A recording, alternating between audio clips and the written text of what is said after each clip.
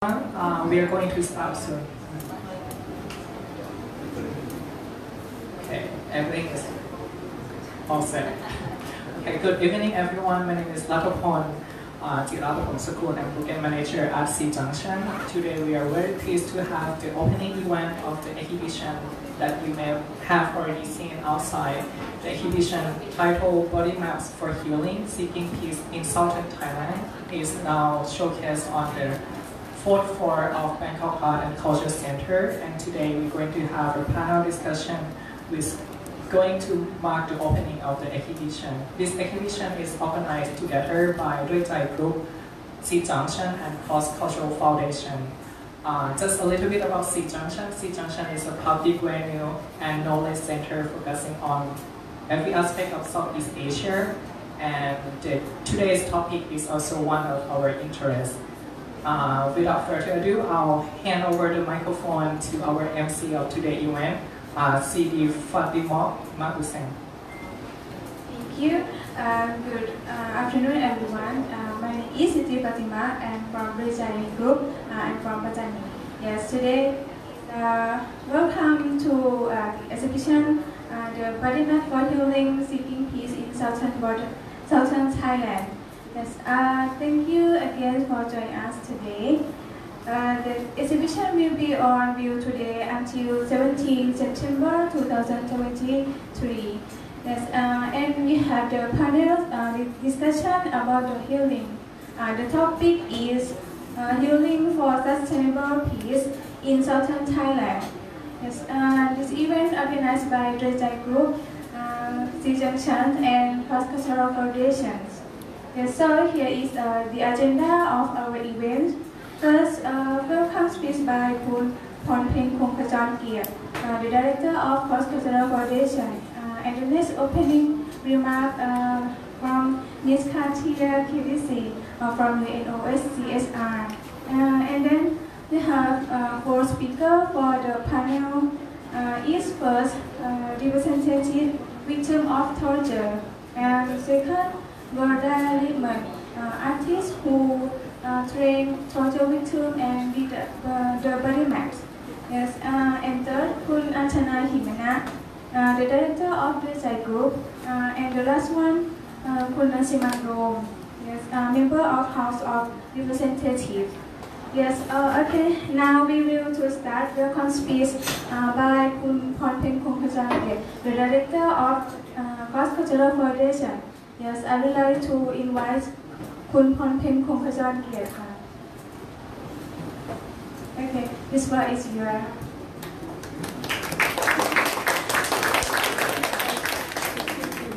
Thank you very much, and thank you for coming. I think this is the very first time that we actually make it happen that the secrecy of our activism was happened to be here in Bangkok. If you know the history about the contemporary violence that happened in the southern of Thailand, you would understand why we all are so emotional about this painting. It was not openly accepted by security officer that we even mentioned about torture. That everyone in Thailand, not only the contact in the south, know that it had happened. We even have the law in the past, 100 years old law, that we can torture people for confess legally. I think in many countries of us, we have that so. But it's soon for them, for your guys, that make it illegal. But it's not soon enough for us to make it illegal. I mean, torture is not illegal for Thailand for such a long time, until 22nd of February this year. Torture, ill treatment, inhuman punishment, and violence against human dignity including enforced disappearance, has just become an illegal act in Thailand on 22nd February 2023.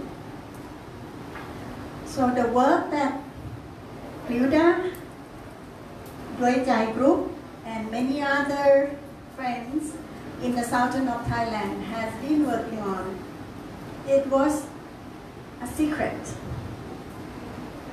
It was the activity that we have to look for a safe space outside the city of Pattani, Yala, Narathiwat. And we have to pretend that we were tourists. We have to pretend that we were happy going to that resort.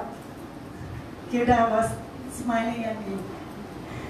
Yes, we have to make it feel like we are coming for recreation. That's why we are safe, in order to let things express in the way that you have seen in this exhibition. But this is not only what we do.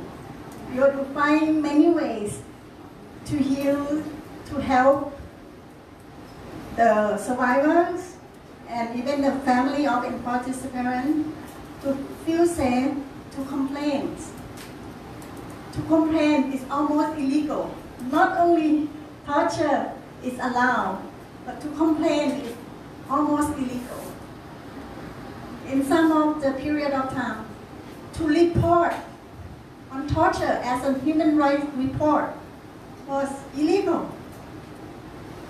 Not only me, Anchana, who is leading Duayjai, my boss, my senior lawyer Somchai, we were charged of defamation of the most powerful national security organization of the whole world. It's called ISOC. They're not only powerful in terms of managing security issues along the border, they even managed to govern Thailand for more than 9 years, since 2014, until we just have new government, new Prime Minister today. So with this openness of the law, public space, and yet to bring perpetrator to justice. I think public session like this is very important, that we reclaim space. We now can talk about torture. We are recognizing, if not the government yet, because they haven't announced their policy, but I hope the policy is not against what the path that we are coming through. From from allowing it happen, make it dangerous for us to work on the issues, accept it as now it's an offense in Thai law. We need reparation. And these pieces of work that we have been doing together with the survivor of torture, mostly family of enforced disappearance, it's just I don't want to say the sample. It's a colleges of the victim or the family to come forward. And I wanted to give big hand for all of you to my colleague team from Duayjai. They deserve today as their happy days.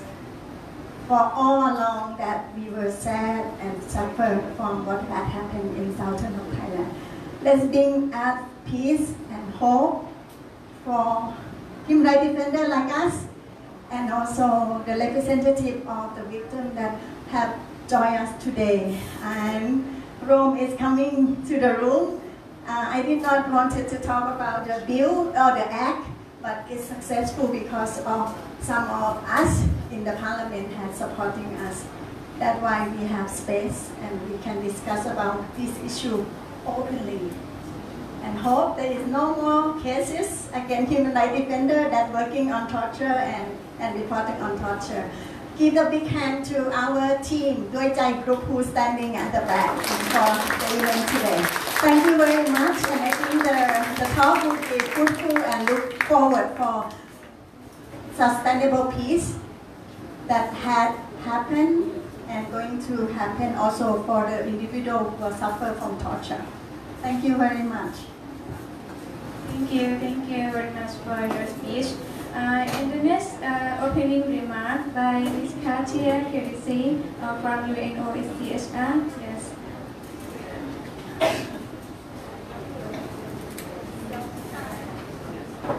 Sadika, very good evening, everyone, and it's a privilege for me to be here on behalf of the UN Human Rights Office and to be with all of you at this extremely significant event today. Torture is a serious crime and is one of the worst forms of human rights violations under international law, causing irreparable physical and psychological harm to victims. And as we all know, torture strips persons of their own essence, dignity, and self-worth. And it really reveals the horror of what human beings are capable of doing to each other. In addition to the physical effects, victims of torture carry with them deep trauma for the rest of their lives. And therefore the focus of this very important event on psychological and emotional healing and helping victims open up and share their emotional state, promoting self-awareness, coping with stress, and fostering self-esteem and self-confidence cannot be more important and timelier. Torture can range from severe beating to sexual humiliation and rape, and the use of specific machinery to inflict pain, mock executions, and being forced to watch one's vulnerable family members being tortured. It is prohibited under international law, and it cannot be justified under any circumstances, including during conflict, threats to national security, or anti-terrorism actions. And under the UN Convention Against Torture, which Thailand is a state party to, all state parties are obliged to investigate, prosecute allegations of torture, as well as other cruel, inhuman, and degrading treatment. And they must prevent torture by every possible means. Now, despite the universal prohibition of torture, both physical and psychological tortures continue to be practiced in many countries across the globe, including countries in Southeast Asia and in Thailand, often used for the purpose of coercion, intimidation, punishment, humiliation, or discrimination, at times also causing readily visible and or identifiable traces of physical harm. Now, in recognition of the need to provide assistance to the victims of torture and the families, in 1981, the UN General Assembly established the United Nations Voluntary Fund for Victims of Torture. And the fund's aim is to help victims and their families to rebuild their life and to seek redress for the human rights violations they have suffered. And today's event, Bodymaps for Healing and Seeking Peace in Southern Thailand, is part of the psychological rehabilitation program for torture victims and is under the excellent work implemented by Duayjai Group and the Cross-Cultural Foundation under the UN Voluntary Fund Against Torture, specifically under using art therapy. Let me just briefly mention, or a bit more in detail, shed light on what is referred to psychological or mental torture, which remains largely invisible and acutely and disproportionately affect victims as well as their families. And the UN Special Rapporteur on Torture has recognized that psychological or mental torture as a concept which is very different from physical torture. And the specific methods of both psychological and physical torture have been used in different contexts for different purposes, including to obtain confessions, counter-terrorism measures, and the so-called deterrence-based detention of irregular migrants, mass internment for political re-education, and other punishment. And sadly, the list can get really much longer than that. The Special Rapporteur on Torture has also looked at what are the challenges to the full elimination of torture, including what is the psychological denominator. And one of the major obstacles is the lack of political will for the national implementation of prohibition of torture and ill treatment, even when we have excellent national frameworks, due to the lack or the limitation of resources and support to reform the policies and change the institutional cultures, because it's also a lot about changing the institutional cultures. Sorry, bear with me with the changing of page. We are also very mindful of the specific implication of psychological torture when targeting women, and how this is oftentimes associated with gender-based violence.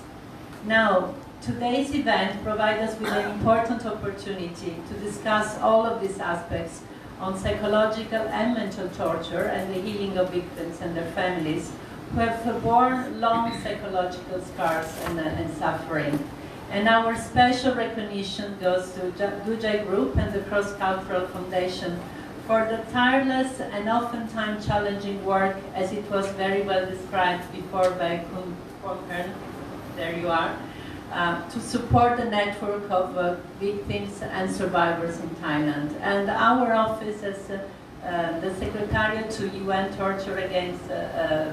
UN Fund Against Torture is very proud and privileged for having supported this effort.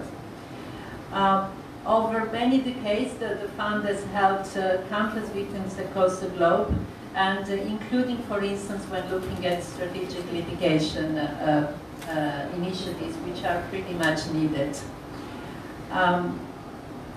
Every torture victim has a right to acknowledgement, justice, and redress. And this should be prioritized for the victims of torture in Thailand, and in particular in the southern border provinces. This has been noted by many international human rights mechanisms, whether we were talking about the Human Rights Committee or the Committee Against Torture. And the entry into force of the bill in February this year against torture is a unique opportunity to take now effective action against this. It really remains critical for the government of Thailand to strengthen the work to ensure accountability for these crimes and build the capacity of relevant officials to apply international standards, including the forensic and investigative context. Now, according to the National Human Rights Commission of Thailand, from January 2018 to December 2022, there were at least 93 complaints that were received, and they're all related to torture and ill treatment, in particular during arrest and detention under the special laws, whether it's the martial law or emergency ordinance in the southern border provinces. So this really speaks to the criticality of the issues that we are talking about today. Since Thailand has accepted and has acceded to the Convention Against Torture, the government has taken some important initiatives to address these issues, such as the training of the Ministry of Justice for government officials. And these efforts are all important and acknowledged. However, as I said, much more needs to be put in place to move forward with the effective implementation of the Act. The body paintings displayed outside, and I had the privilege of going see them before the event today, really give us some powerful messages of the very importance and criticality of providing a space to victims of torture to deal with healing and self-esteem. And so again, the importance of us all being here together cannot be underestimated. And I really look forward to the discussion that will follow today. Our office will be privileged and happy to continue working with all the partners in Thailand. And again, we really pay our tribute to organizations working on this. And I would also like to pay our tribute to the representatives from the victims being with us in the room today. And if you allow me, I would just like to end by mentioning what our High Commissioner for Human Rights recently said at the occasion of the International Day in support of victims of torture. And I quote, "Every torture victims must know what they're doing everything we can to get them support and ensure that torture, wherever it takes place, is documented, investigated, prosecuted, and punished." Thank you very much, and thanks for being with us today.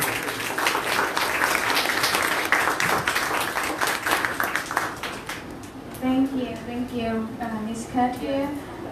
And now we will come to discussion panels.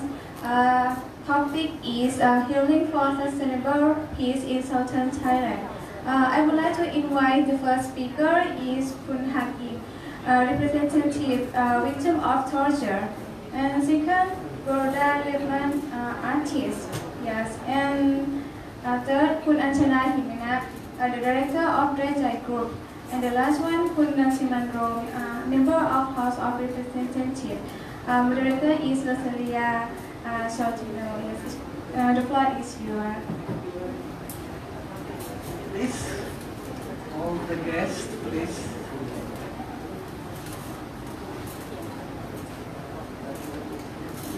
One of the three, you can choose. Please, Gerda and Anchana. Okay, so first of all, I am also quite moved and honored to have this opportunity to show this beautiful and tragic painting at the same time here at the SEC. As was said before, this painting was shown in the south, but it's different to show it in the heart of the capital. We had to be a little bit careful. We couldn't write everything on the wall. The captions say much more than what is on the wall, and I invite everyone to get the catalog where the complete story, including the description of torture in all details, is included. So what you see of the wall talk already a lot, but it's not the complete. There is a much more tragic story and violent story written in the comments of the one who made the Bodymaps. And we will start with one of those persons. It is on the wall. It is the one with the black shirt later on. If you want to see, he has asked not to be videotaped, so he will be talking from the corner of the room. It's not because we won't isolate him, but so that it's not in the video. So please, Bapak Hakim, silakan bicara, please. On the microphone.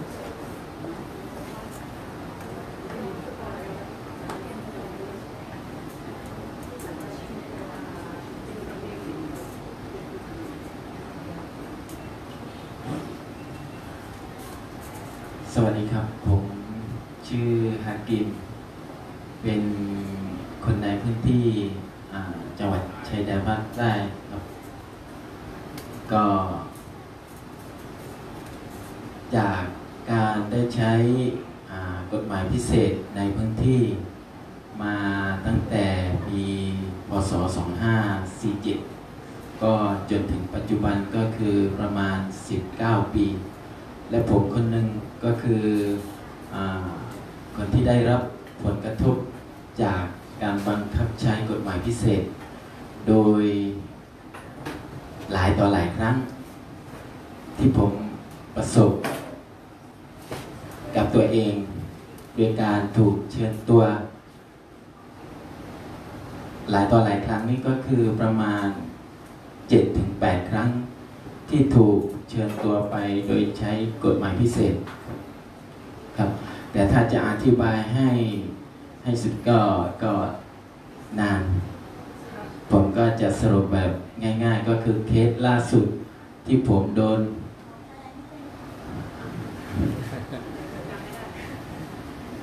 So my name is Hakim, and I'm from the 3 southern border provinces in Thailand, where special laws are in place since around 19 years ago. I myself affected by these special laws. I have been summoned to the military camp for around 7 to 8 times, and under the use of these special laws by the officials. And I'm going to tell you about the latest summon that I experienced. ก็ครั้งล่าสุดที่ถูกเชิญตัวโดยใช้กฎหมายพิเศษก็คือปี 2563 ครับก็อย่างที่บอกก็คือชินกับเหตุการณ์แต่ว่าผวาตลอดก็คือกลัวตลอดเพราะว่าการที่เราไม่ได้ไปเกี่ยวข้องแล้วก็ถูกใส่ร้ายหรือว่าถูกบังคับในสิ่งที่เราไม่ได้ทำก็คือยอมรับในสิ่งนั้นไม่ได้ครับ So the last time happened in 3 years ago, as I might say in my painting, that I kind of feel like I'm used to this kind of incidents, but I feel terrified all the time because of the feeling that I'm going to be wrongfully accused for something that I did not commit. ก็คือตั้งแต่วันแรกของเคสล่าสุดก็คือผมไม่ได้พักผ่อนเลยก็คือ3 วัน 3 คืนแรกนี่ก็คือเขาจะถามหรือว่าจะเอาข้อมูลโดยที่ผมไม่รู้ว่าไปเกี่ยวข้องกับเหตุการณ์อะไรโดยที่ไม่ได้พักไม่ได้นอนนับตั้งแต่2 ทุ่มแล้วก็จนถึงรุ่งเช้าโดยที่เขาให้ผมอยู่แบบในท่าที่เมื่อยแล้วก็ล้าครับ So for the last detention I experienced, I haven't got any rest at all during the first 3 nights. They would come and ask me questions and trying to seek for information that I'm not even aware of for the incidents that I wasn't in that incident. So I could not get any sleep since 8 p.m. until the morning, and they would make me be in the position that I'm going to be tired of those position or gesture. โดยให้ผมยืนแบบท่ายองๆแล้วก็ถือเก้าอี้แบบชูมือไปข้างหน้าแล้วก็นั่งแบบยองๆจนถึงให้ผมกล่าวคำตอบที่เขาต้องการก็คือให้ตอบคำถามหรือว่าสารภาพในสิ่งที่ผมไม่ได้ทำตอนแรกผมไม่รู้ว่าไปเกี่ยวข้องกับเรื่องอะไรยังไงที่ไหนแล้วก็จนถึงวันที่2 วันที่ 3ก็คือยิ่งหนักก็ถามเหมือนเดิมผมก็ไม่มีคำตอบจะให้ก็คือจุดที่รุนแรงที่สุดก็คือให้ผมคุกเข่าลงแล้วก็ตีฝ่าเท้าจนเจ็บแล้วก็มี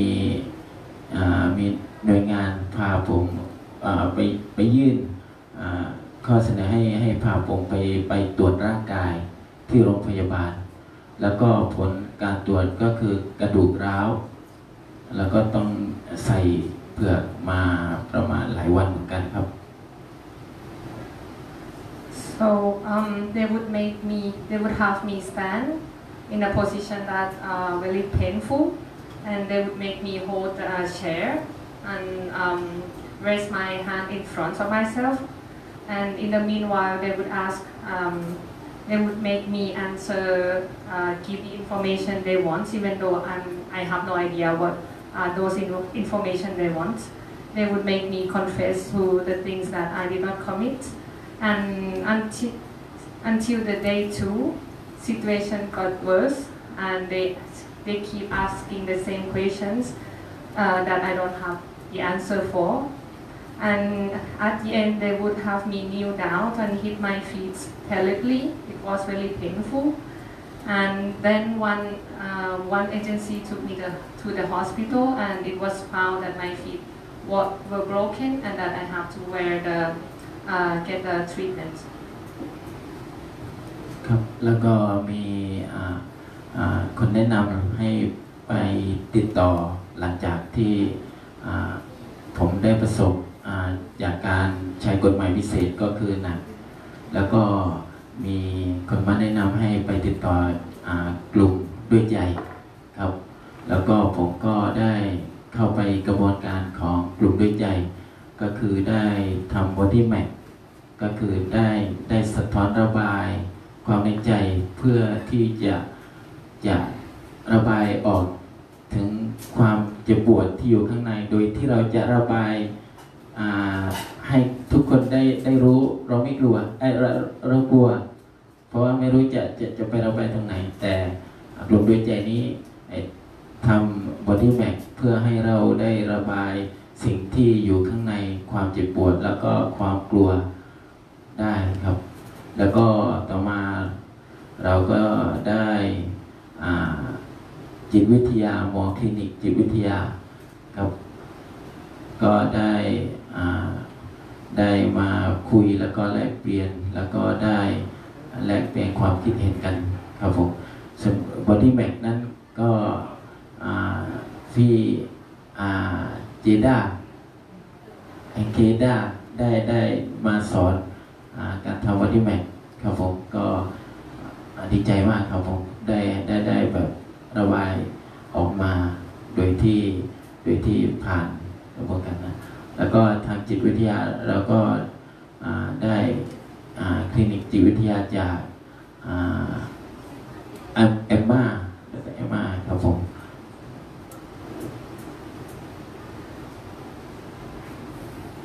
So after that incident, someone told me to contact Duayjai Group, who also invited me to join a liberation and healing program called Bodymaps that you are all seeing today.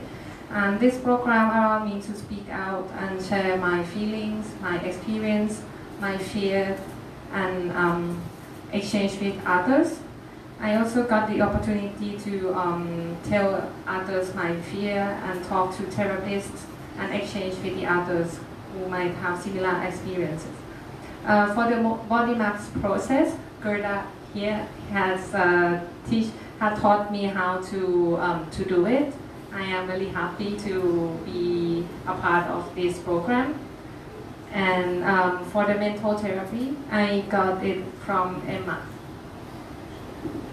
ครับก็อยากจะให้มีการเยียวยาทางจิตใจจากผู้ได้รับผลกระทบในด้านการบังคับใช้กฎหมายพิเศษครับผมแล้วก็อยากจะให้ชดใช้ความเสียหายทางร่างกายและจิตใจครับแล้วก็อยากที่สำคัญก็อยากจะมารักษาจิตใจเพื่อได้นำกลับสู่สังคมอย่างอดีตที่ผ่านมาครับผมก็ขอบคุณกลุ่มด้วยใจที่แนะนำแล้วก็ให้คำปรึกษามาอย่างดีครับผมครับ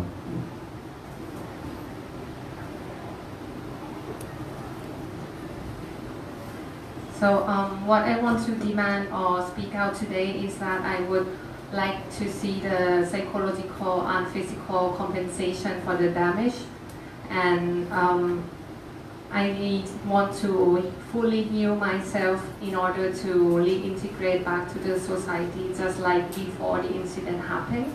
And thanks again for the Duayjai Group who organized this program and also the exhibition today. Thank you.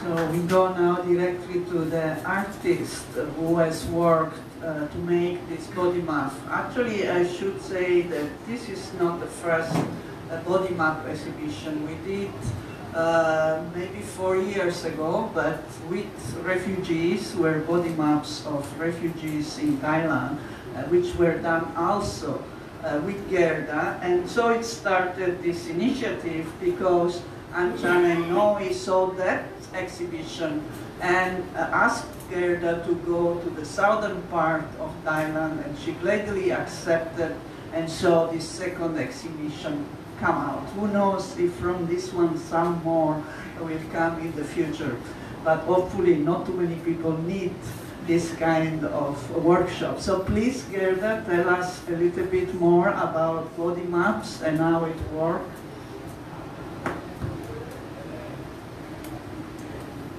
Thank you. Thank you for being here. My name is Gerda Liebmann.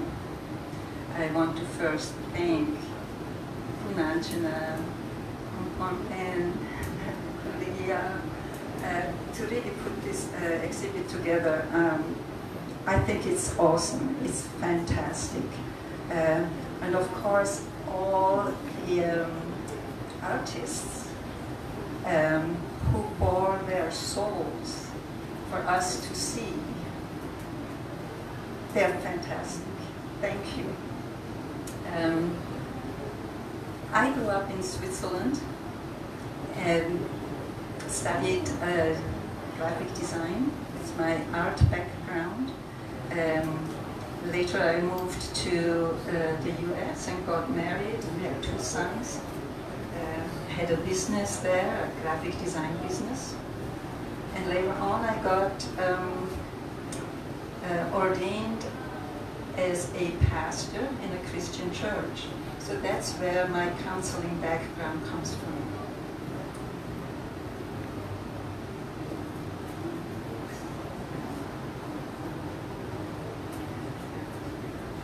It's very touching to hear how the Bodymaps impacted the people. I wanted to say that about 5 years ago I came to Thailand and I was able to combine my art background with the background as a counselor and do the art therapy. Mostly I did it with refugees, but also with the torture survivors.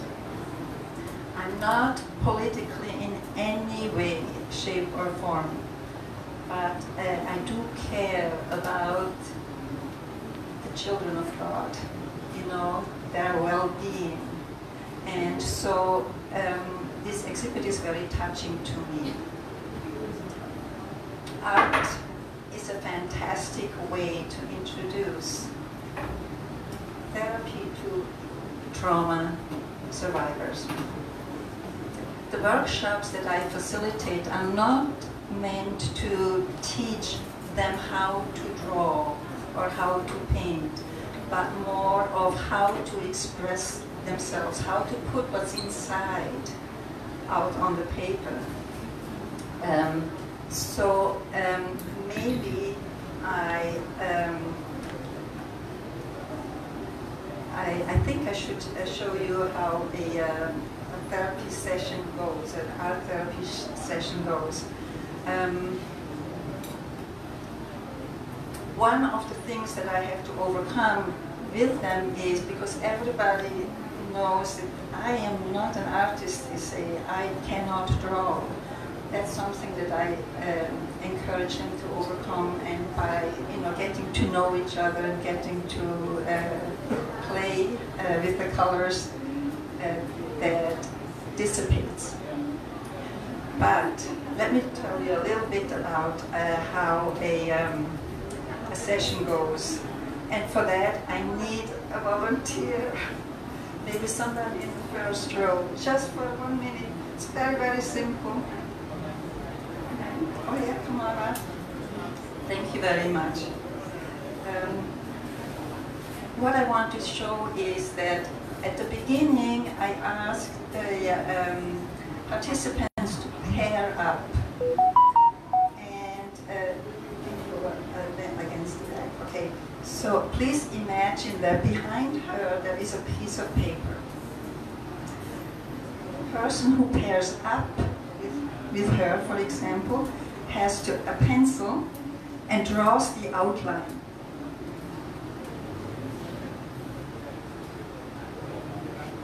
All the way, choose everything. It's going to be on the paper that's behind. So you can say, thank you very much. So what's left there is the outline of the person, and it's already personal, right? Because that's the outline of the person who is going to do the painting. So it's already there, so they don't have to draw anything. It's already there, the outline is there. Now it's time to fill it in with the paint. And so I tell them about the psychological meanings of paints, of the colors. I tell them to put an X there where it hurts. And as you go through and see the body maps hanging outside, you see a lot of X's. At the beginning, there's a lot of laughter, giggling, and joking, because nobody knows exactly how to deal with this. But soon enough, everybody quiets down, and there's a hush, right? They're starting to concentrate on the task at hand. So to finish a body map takes about 6 hours. So it's usually three sessions at 2 hours. And during those sessions, there is 2 therapists who give them private counseling. So as we are doing painting, one after the other comes back, goes out and comes back, having their special session.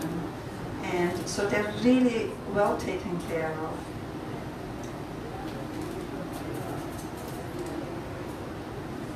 And after the body maps are done, when they're finished, we get together, and they tell, each one tells the story and expresses what they did. Why did I use this color? Why did I make the X here? So it's something they can talk about, something that's outside of them. So it's not so personal. It's easier to describe what is going on in their inside, but they can talk about the painting.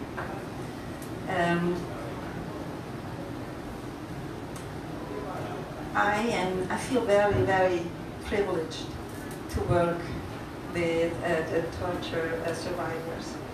And I think the body maps are very powerful, not just for the artist, but also for us who see it, right? There's a visceral response that I often get when I see what they have come up with, because I'm always, and each time I'm surprised.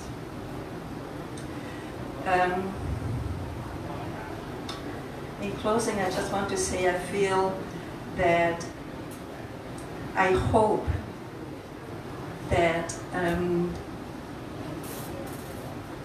the ministry that I do with the torture victims will bring healing and restoration into their lives. I also hope that they can feel the love that I have for them, and that there is a talent that God gave me to do this. And I often talk to Anchana and say, I like them so much, I like them so much. I hope that in the future we don't need to do this, because there is no more torture victims. But as long as there is, I I am willing to continue. God bless. Thank you very much. I think to show what she means, I think I want to read just a small piece from the body map, which we say is Hakim body map. He already described the torture with the chair and standing in difficult position, so I will not repeat that, but I will just go to the meaning of the color used. And so the suffering signified through the red mark on my right chest. It is a scar that reflects the emotional pain they inflicted upon us. The green grass in the picture symbolizes hope, hoping to be in a safe place and free from false accusation. The sky represents faith and confidence in God, which will never fade away even in the face of the challenges we encounter, no matter how difficult they may be. Positive things will soon happen. So I think that is a very powerful piece, and exactly what she said about colors and symbol can be read and have all meetings. So please do pay attention to the caption when you look at the painting. But now we go to Anchana. She has been mentioned already many times as the driving force. She is a very powerful lady, and she is the driving force beyond all this activity of Duai, and focusing on torture and also trauma healing and other aspects of this. She will also talk about advocacy, so she will give us a picture of what Duai does beyond the body map. So please. Thank you, Leah, for introduce me to the participants. I'm very excited, and thank you for everyone to be here. And if I speak English wrong, please forgive me too. Thank you. I cannot do this if I don't have Gerda, Hakim, everyone here, and ambassador, and cross-cultural coalition, specific UN Warranty Fund for Torture Victims that can make me run the program since 2016 or 17, I can't remember, it's a long time ago. And you know, as you know about the conflict in the South since 2004 that Hakim mentioned before, we have more 10,000 victims of arbitrary detention, and more than 150 were report about torture during the detention, and more than 500 people was killed during the attack, and women and children also detained in the detention and investigation by the security officer. That is the situation right now. And what Duayjai work in the southern border provinces, we work for make a sustainable peace by giving humanitarian assistance to the affected victims in conflict area. We focus on 3 issues. One is the monitoring, fact-finding, and report about human rights violations. And the second, we promoting and advocacy about human rights and peace to make people and community understand what happened in the conflict. And lastly, we provide the rehabilitation program for affected victims such as torture victims, arbitrary detentions, extrajudicial killing families, and families that long time suffer from the conflict, even though they released from the detention, but they was intimidated or threatened by the security officer because of the word of security check. And we found that the victims of the conflict have many problems and suffer from the violations, human rights violations. The clinical psychologists say that they have anxiety problem, depression, and the PTSD or post-traumatic stress disorder, that they cannot have ordinary life in the community, and the problem of stigmatization, that community or villager deny them due to the affected people or persons being that related with the insurgency group or movement. They was claimed by the security officer. That's why they don't have ordinary life in the community, and they have stigmatization, not only the victims, but also their family, wife, and children. You can hear some story that the children or their son or their daughter, when they came to the school, and the security officer in front of the school said that you are son of thief, or you are son of a movement or insurgency group. And some teacher said that she cannot give fund or grant for you because of your father related with the rebel group. This is the discrimination against children in terms of education, and make the children suffer from the mental health problem. And the critic of their life is they cannot work like the same part before because of their fear. They're feeling fear, they cannot trust others, and the majority also stay in the backside of their house, in the backyard, in the rubber plantation. That's why they cannot go outside the house, or they cannot go outside the village, because of they have a military blockade everywhere in the southern border provinces.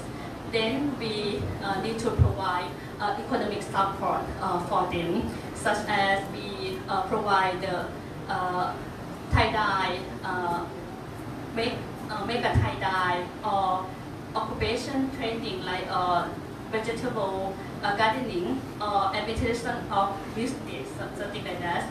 And the specific that Duayjai work with them is the rebuilding their life. Rebuilding their life, how we can do this? First, we provide the individual counseling, group counseling, and family counseling, because of some of them they have problem of mental health, and then they using the domestic violence in the families. That's why we have 3 types of individual counseling with clinical psychologists. We invite the clinical psychologists from Malaysia because of they use the same language, and there was claimed by the security officer that they are rebel group. That's why the mental department, some of them are denied to work with this group. That is the problem. And also, we have the program for integrate the victims to the society by training them about human rights, about peace, and specific about unarmed civilian protection. This is a new mechanism that we use to promote it in the South, because of we promote the non-violence way and make them know about this, make them have a skill, make them have a confidential to do that, and then we work with them to provide, organize the workshop inside the community to make the community know that this is the role, the new role for them in the community, not the part or not the like a suspect person in the past. It's a real image of them to the community.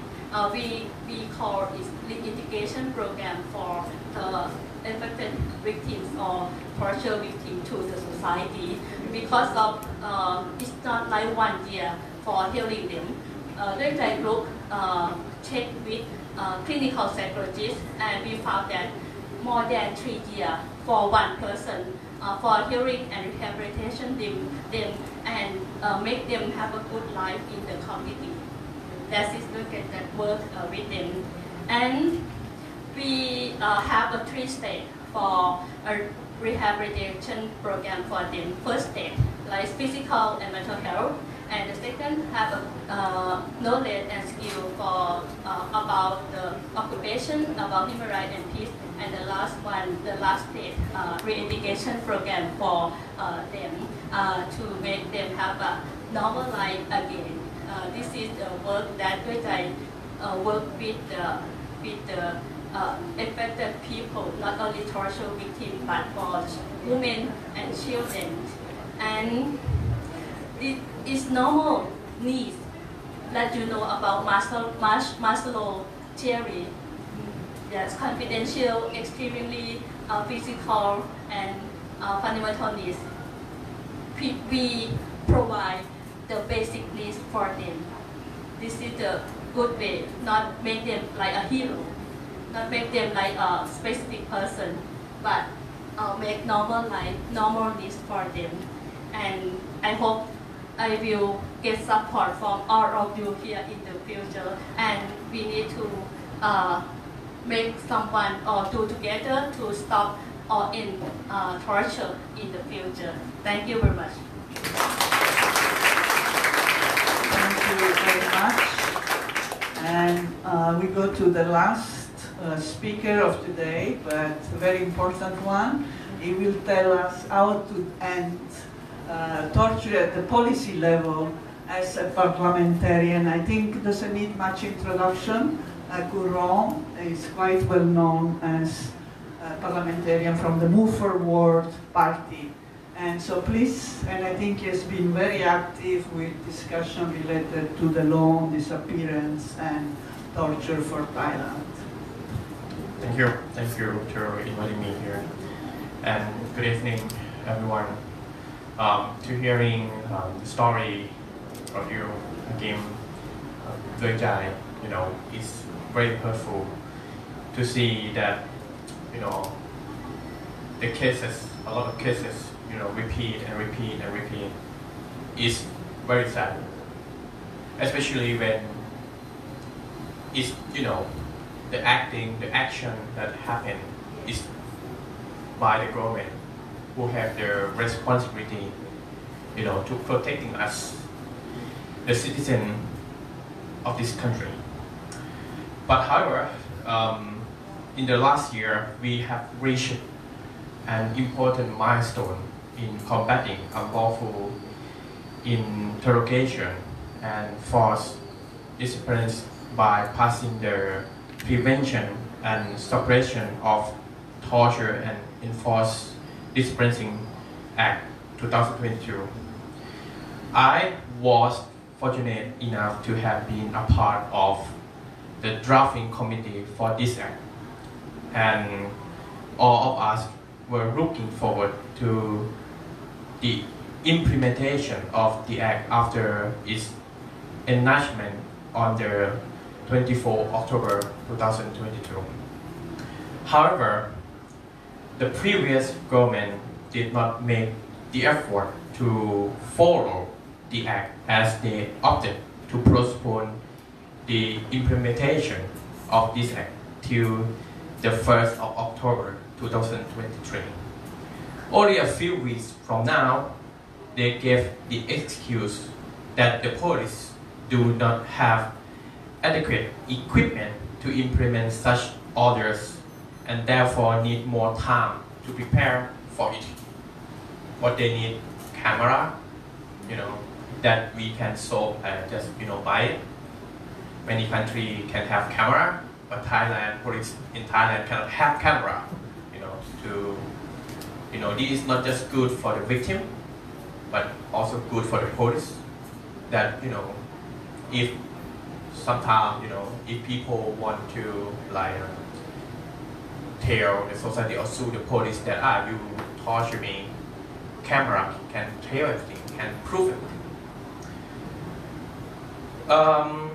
When it comes into effect, the act includes the regulations that will result in first, prevention of torture and forced disappearance by the government official. Second, providing healing, reparation for the victims or their family and loved ones for any physical or mental trauma. this can be in the form of medical aid or money support. The third, giving the victim a chance to obtain justice and sue for compensation from their aggressor. But right now, there is the Center for Prevention and Suppression of Torture and Enforced Disciplines have been set up at the office of the Attorney General on Borom Rajadhani Road. So if you suspect or have enough reason to fear the torture or forced disciplines, you can seek assistance from them. They have the duty to give you all the required information and assist you in taking necessary steps to prevent such actions. The main focus of today's discussion from my side will be to talk about the healing for those affected by torture or enforced disciplines. As you all know, the damage caused by torture can be much more lasting than just physical damage. It can leave behind years of trauma on the victim, making it difficult for them to return to living their normal lives. The family of those forced disciplines victims are also affected in the same way, and with the aggressor usually being the government itself. Most people cannot do anything and have no way to rely on.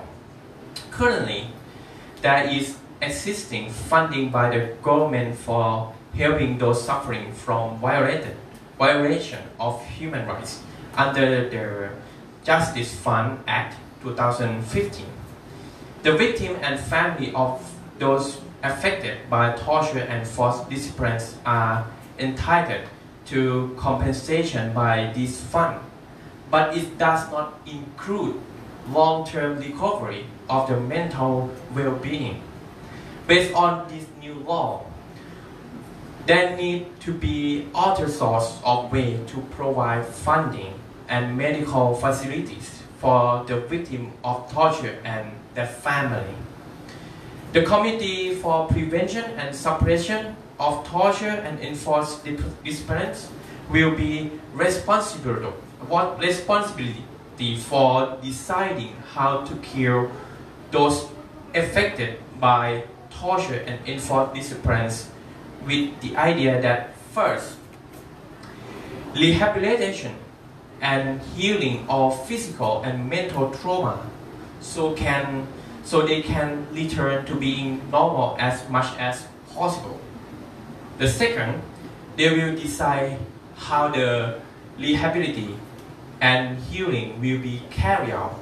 It can be, money or medical support by some institution, but they need to get approval from the Ministry of Finance. The fine detail of healing paid to the victim is decided by the Committee for Prevention and Suppression of Torture and Enforced Disciplines. This committee is responsible for pushing the actual implementation of the Act and must continue to follow up with the new government on how they will implement this Act. However, both Justice Fund and the Committee for Prevention of Torture and they are headed by the same person, the Ministry of Justice. This government will have Kun Thawi Sotson as the Minister of Justice. He is the one of the politicians that I really respect. So I truly hope that he can continue to make progress in this matter and help all the victims and their family to recover from the harm that was caused to them. The other members of this committee are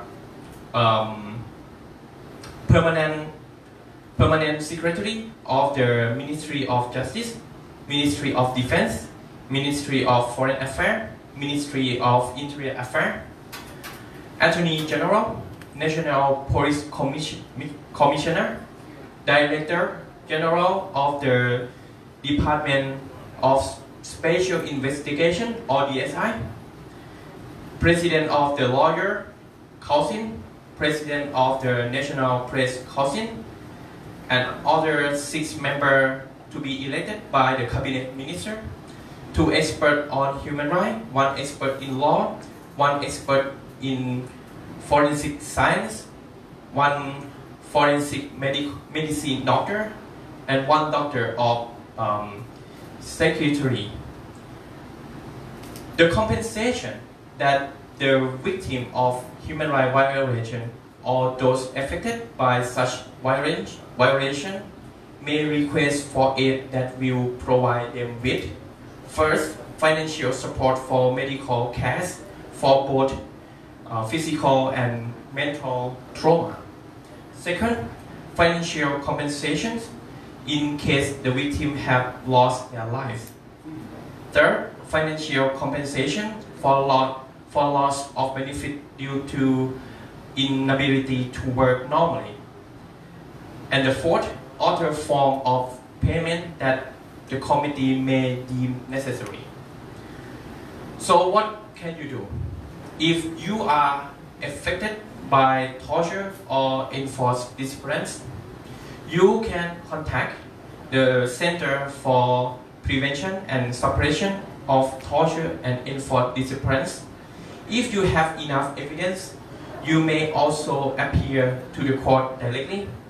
This can be done by yourself, although the other people such as like your family, friend, attorney or police official, the court can place order that will first stop all act or torture or any other action that are violating human rights.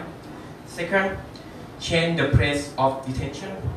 Third, they must be allowed to meet with the family, lawyers, or any other person they trust. So the case like Hakim, after we have this act, it will change. You can meet family, you can meet friends. And the fourth, they can receive medical attention from doctor, psychiatrists. Physical and mental trauma and all the process of healing must be recorded. The fifth, any other action that the court deems beneficial in stopping the act of torture or forced disciplines. And the last, the court can decide on any basic for the victim immediately. So this is the brief of all the law that I think is very helpful for, if we talk about the information that we receive about many cases in Deep South and, like in Nakhon Sawan, that some police, have a torture to the victim. And also we learn from the cases who is like a Thai refugee. We have the political crisis in Thailand, and some of Thai people, they flee to another country, and finally, it's very sad to talk about that, but some of them, end up in the river, in the Mekong River. So I hope this law will change. It's not a perfect law, I can say to you. But in the last 4 years as an oppositional party, this is the best that we can do. And I hope, it should be enough to make the standard of human rights. We don't want to see anyone,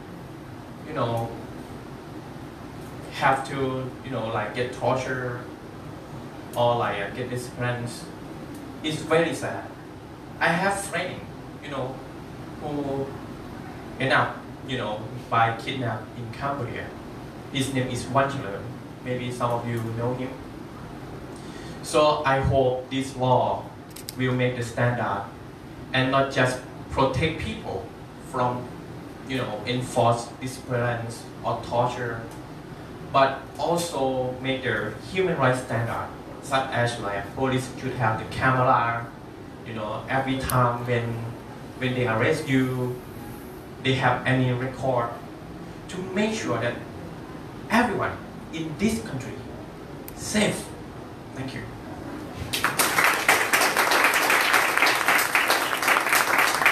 Thank you very much. And now we open the floor. We will take 3 questions or comments from you here, as well as people following on Facebook Live. So please, I open the floor. Anyone who wants to start?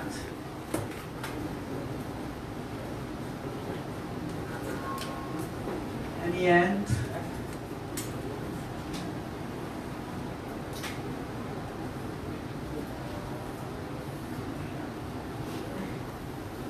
Everyone is quiet.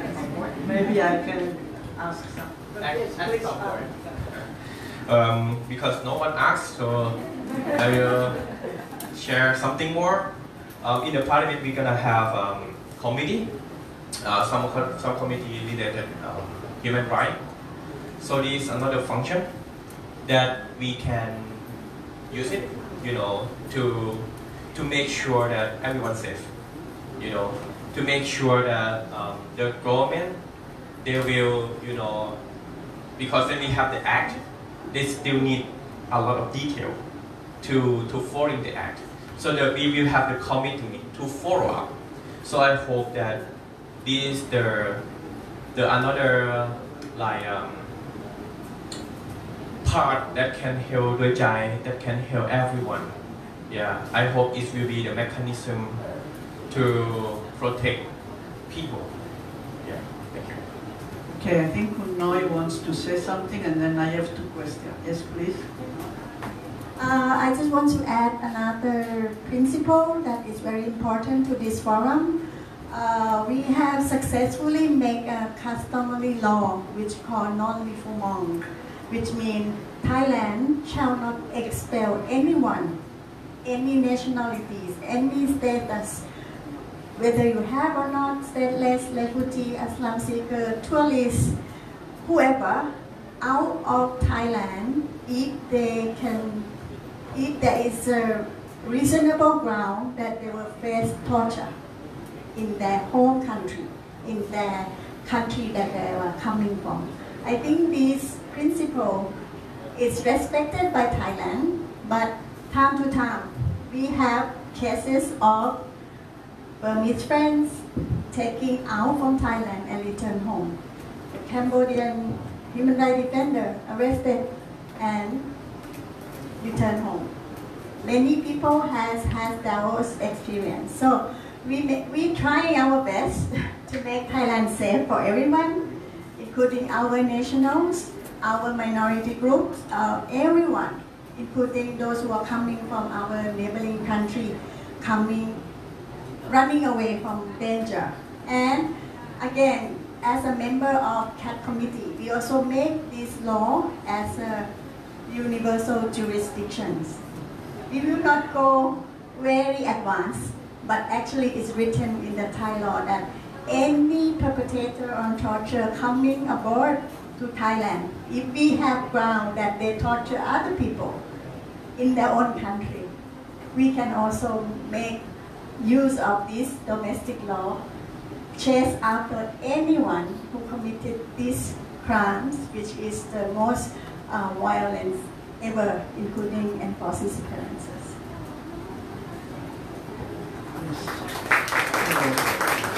It's quite amazing that you have been able to do this in an environment which was not necessarily conducive to this kind of discussion, but let's hope that it's really indeed implemented soon. So, okay, we have 2 questions. Please, one here, and then Jenny.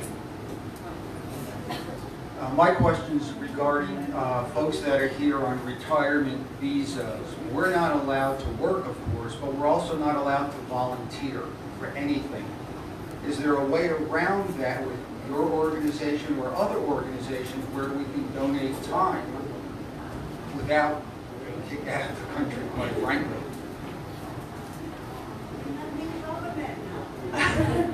I suppose volunteer for this kind of activity, right?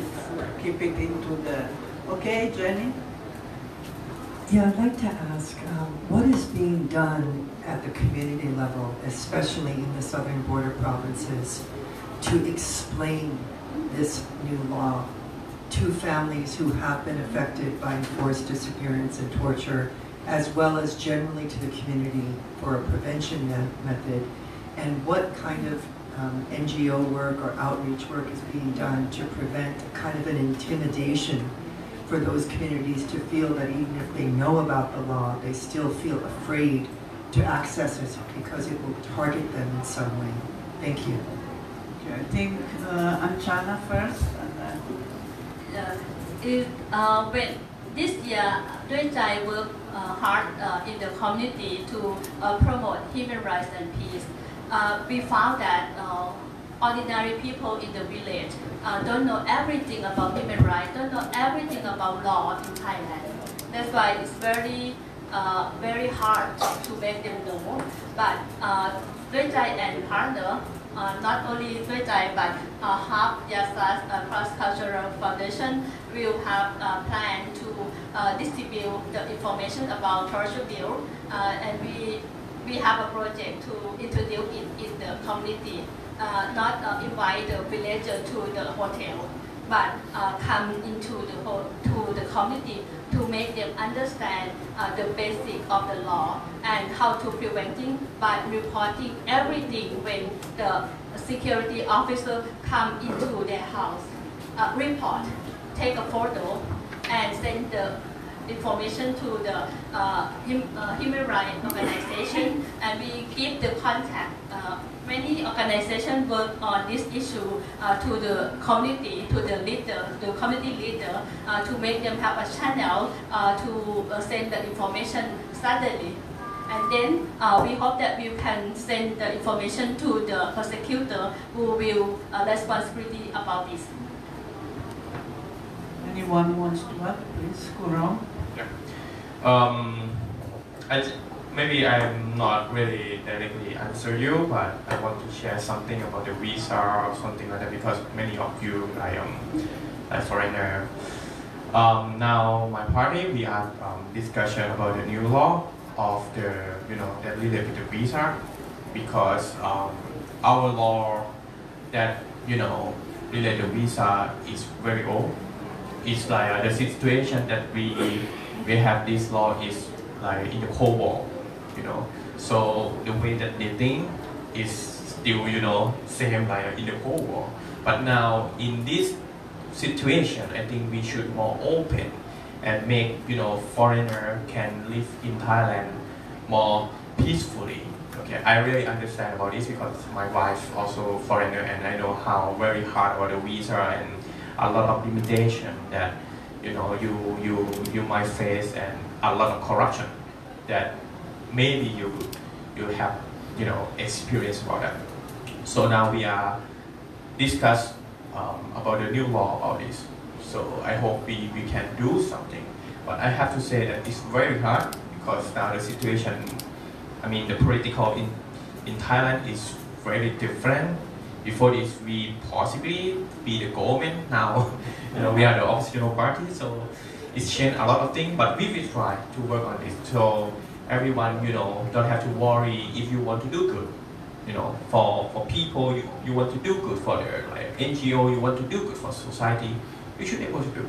You don't have to worry that the authority will, kick you out of Thailand. And second, to solve the problem about the situation like torture or enforced discipline. I think we're not just talking about just this law, but we have to think that what the starting comes from. We have emergency law that we announce in the Deep South. We have the martial law. So that's why we have to, if we want to fix the situation, we have to talking about this law too. So we apply the new draft, the new emergency law to the parliament. That means like the parliament can can prove it, can balance the power. So the problem of this law, the current law is not transparent about this law. It's like if the cabinet, they want to announce this law, they can do. They don't have to ask the parliament to approve it. This is the problem. So we, as a representative of the people, we cannot tell the government. Okay, we can tell the government to stop, but if the government doesn't follow you, it's nothing. So, and we don't know. Okay, you announced the emergency law more than like how many years now? Almost 20, I think. Yeah. Come on, you don't have even plan how you want to solve the problem. You don't even have plan to share to us. You just announce and you just let the military, you just let the security unit to work on it. But you cannot tell us how it will finish. So the parliament don't have the power to balance this power. So that's why we need the new act of this. And for the martial law, for my party perspective, we should abolish this law. We just have only emergency law, just that, and let the parliament can associate with this. I think we can protect more people, we can make people safe, and we will not discriminate anyone anymore. Thank you.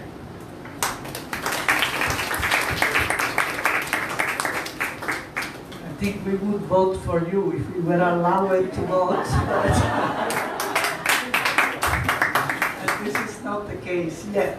Okay, so I am joking. Here, please, one more question. This is the last round, so if you have a question, please raise your hand now. Yes, please. I just had a question about, I think I couldn't quite catch the full name of the Center for Prevention and Suppression of Torture.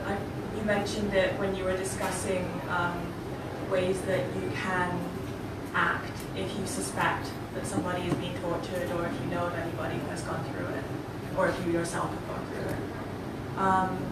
But you were saying that when somebody suspects that, when they go to this center, that the process of getting justice and the process of getting monetary compensation and the process of getting medical support requires that you get support from the Ministry of Finance. And I mean, I imagine that it's a long process, and for somebody who has gone through a lot already and maybe is already in a psychologically fragile state, what is there to support the people who go to this center so that they fulfill it, so that they see it to its end? Seeing as it's such a long process, sounds like it's quite arduous already. Thank you. So please, Khun and then Khun Anchana, and then Khun Noi may want to add that.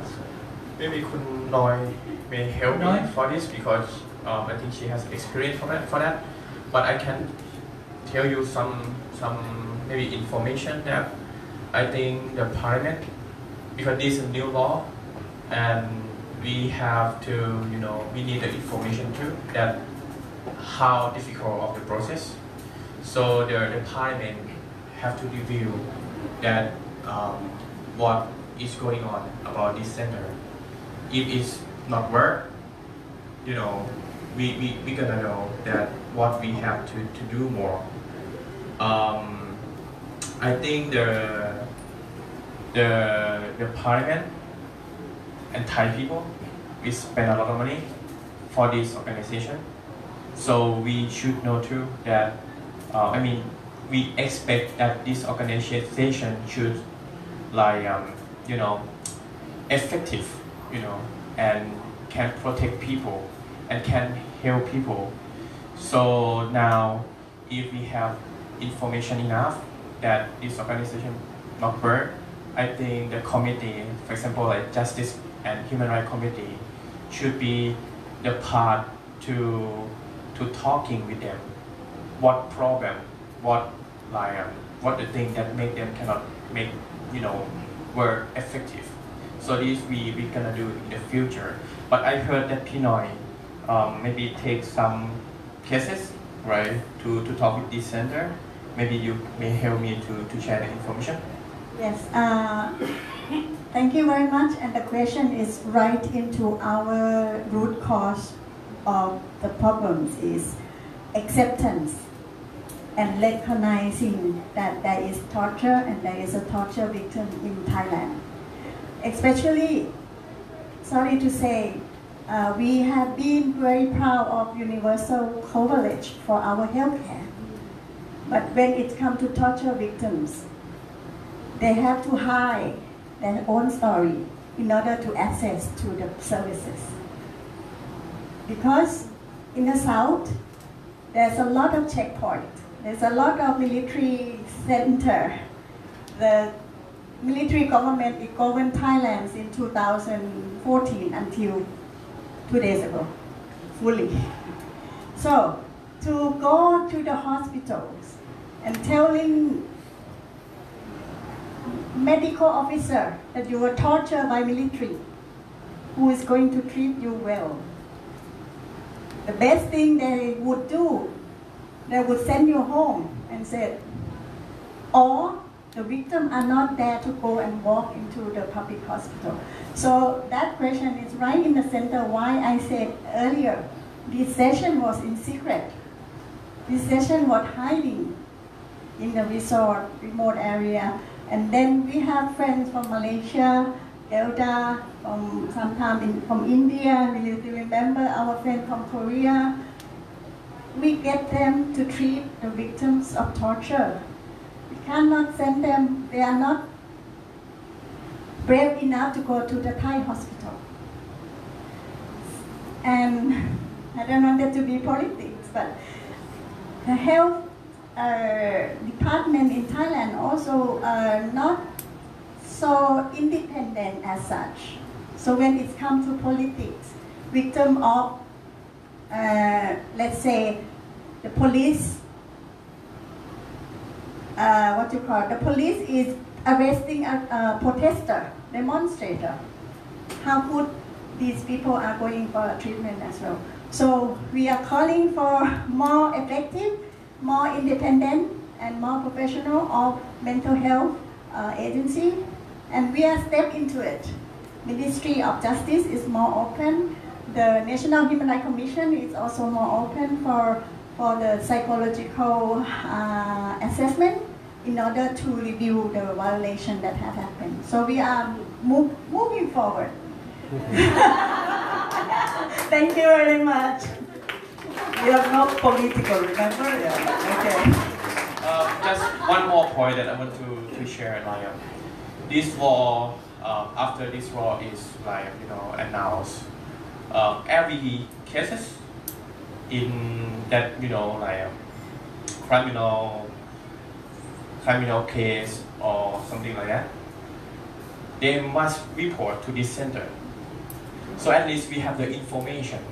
We can track every cases in Thailand. At least we have information.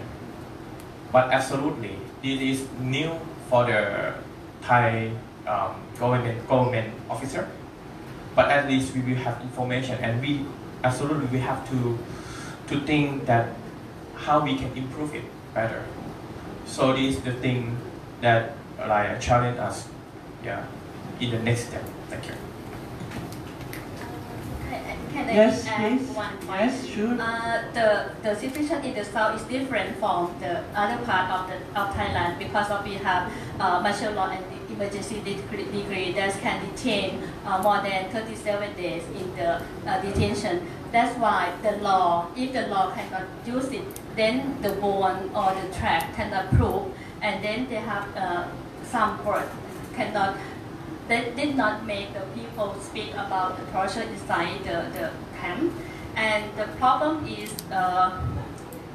if we cannot withdraw the law, then we worry, we forecast that arbitrary detention due to torture inside the detention will be improved badly to extrajudicial killing because of when the security officer arrest person, they need to use camera to check it. And the problem is something happened and the security officer don't want to use it, then use the bad way, like extrajudicial killing. And Duayjai will following this issue in the future to protect, to using the law, enforce the law, and preventing the extrajudicial killing that will be destroy the justice system in Thailand. So I think it's very important to continue to monitor of the law being implemented as soon as possible. I think this is the message from today forum. Before closing, I want to give a sign of thanks to the speakers today. This is the catalog of the exhibition.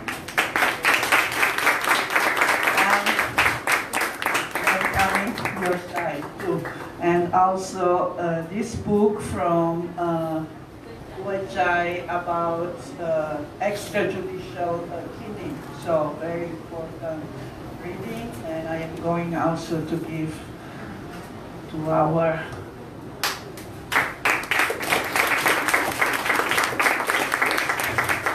oh yes, sure, very important, la mia connazionale. Italian are a fantastic person, as you can see.